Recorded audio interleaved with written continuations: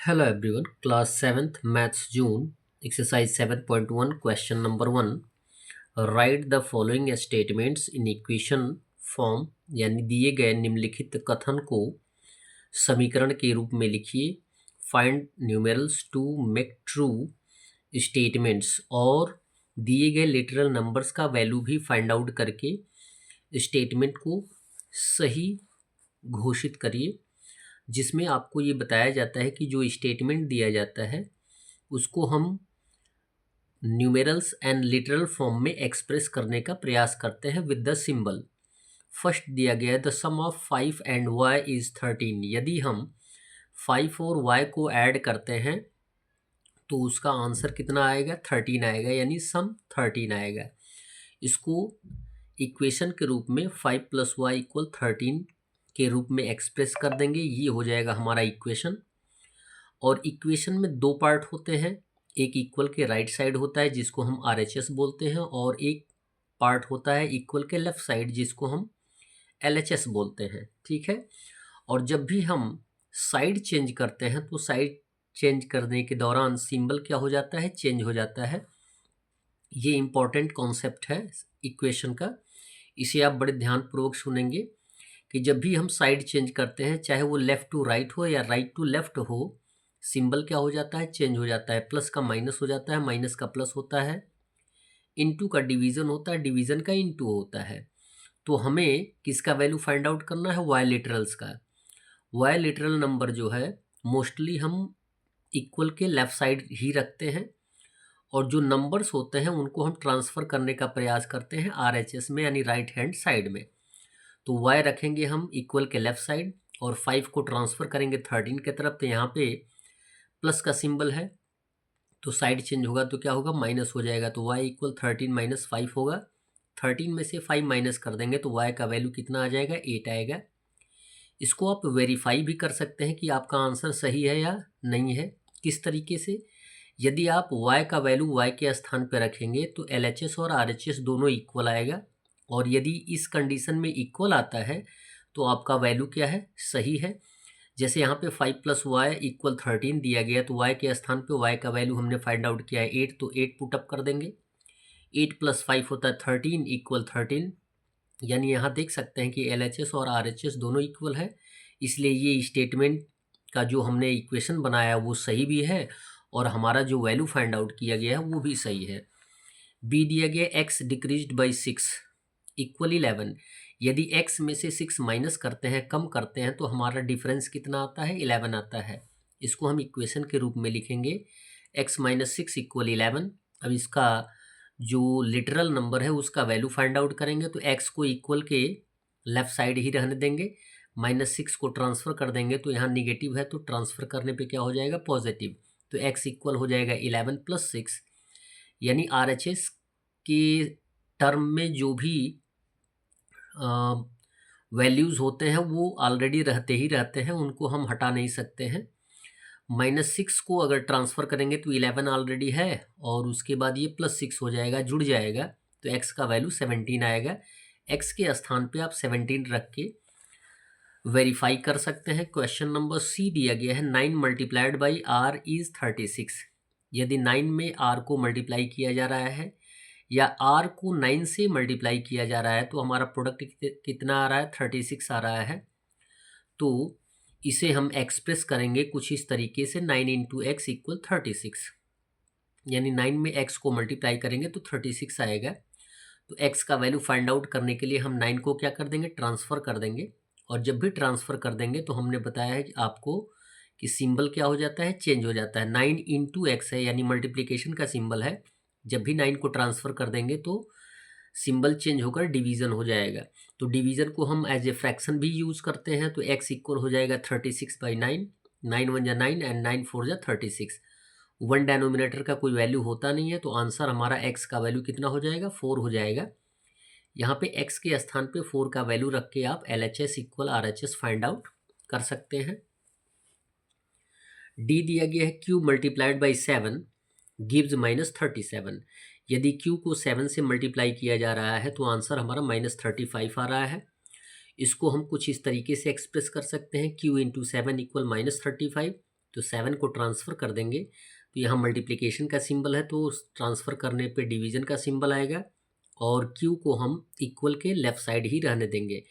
q equal -35 already दिया गया है, 7 को ट्रांसफ़र कर देंगे तो इनटू का क्या हो जाएगा डिवीज़न।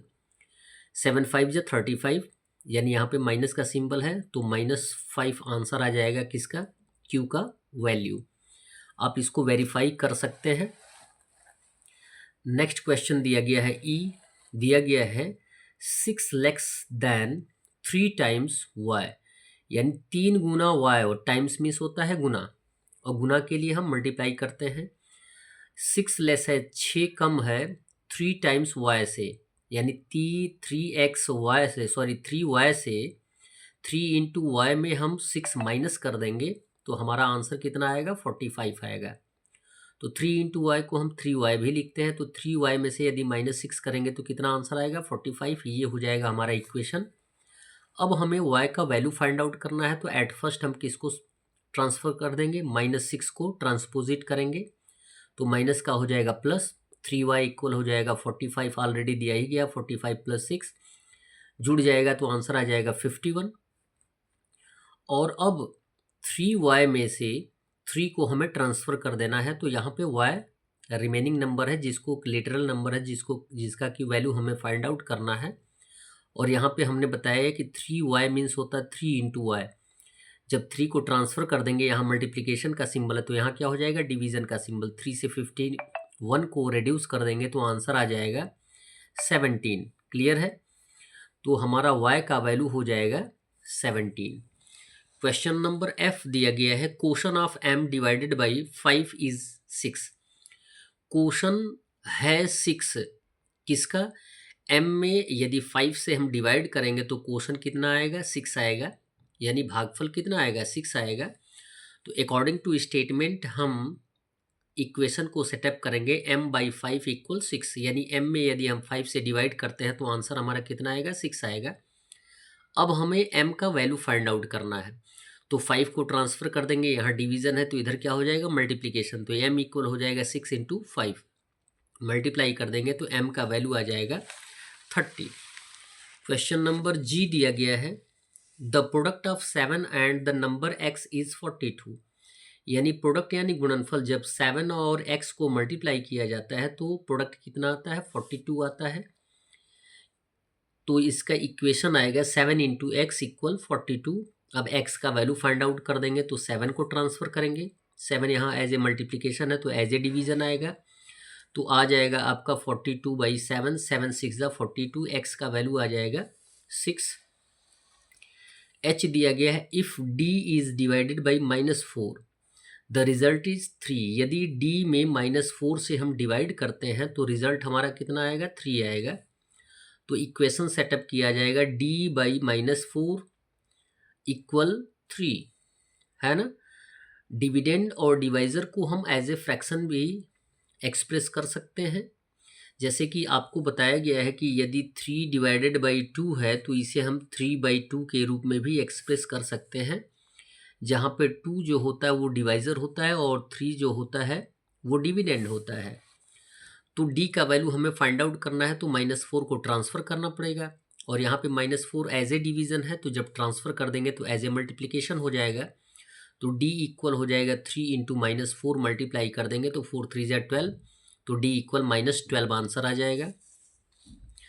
आय दिया गया है 8 decreased by 3 times a number equals 2, है ना।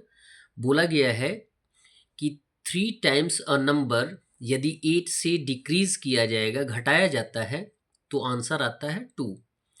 तो हम इसमें कोई नंबर दिया गया, अ नंबर कोई नंबर दिया गया तो कोई नंबर हम लेट कर लेते हैं, मान लेते हैं, लिखेंगे let the number be x, मान लेते हैं वह नंबर x है तो x का 3 टाइम्स क्या हो जाएगा 3x।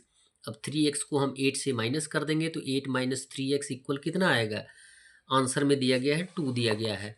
अब हमें किसको फाइंड आउट करना है x का वैल्यू, तो पहले हम 8 को ट्रांसफ़र कर देंगे तो यहाँ पर देखेंगे कि पॉजिटिव x है तो 8 को ट्रांसफ़र कर देंगे तो ये जब ट्रांसफ़र किया जाएगा तो +8 क्या हो जाएगा -8, ये ऑलरेडी -3x रहेगा ही रहेगा, इक्वल 2 - 8 हो जाएगा। अब 2 को -8 से माइनस कर देंगे तो आंसर कितना आएगा, -6 आएगा। क्लियर। अब 3 को ट्रांसफर कर देंगे, यहाँ पे एज ए मल्टीप्लिकेशन है तो एज ए डिवीजन होगा और बचेगा क्या यहाँ पे -x, तो -x इक्वल हो जाएगा -6/3। 3 से 6 में डिवाइड कर देंगे तो -2 आंसर आ जाएगा। यहाँ पे लिखा जाएगा -x इक्वल -2, माइनस से माइनस रिड्यूस हो जाएगा तो x का वैल्यू आंसर के रूप में आ जाएगा 2। The last statement is if 8 is taken away from the number n, यदि हम किसी नंबर n से 8 ले लेते हैं तो हमारा आंसर कितना आ जाएगा, -4 आ जाएगा। ठीक है, तो इसको हम एज ए स्टेटमेंट ऐसे एक्सप्रेस कर सकते हैं n - 8 इक्वल -4। -8 को हम ट्रांसफ़र कर देंगे तभी हमें n का वैल्यू फाइंड आउट होगा। तो -8 को ट्रांसफ़र करेंगे तो यहाँ पे -8 है तो ट्रांसफ़र करने पे +8 हो जाएगा, तो n इक्वल हो जाएगा -4 + 8।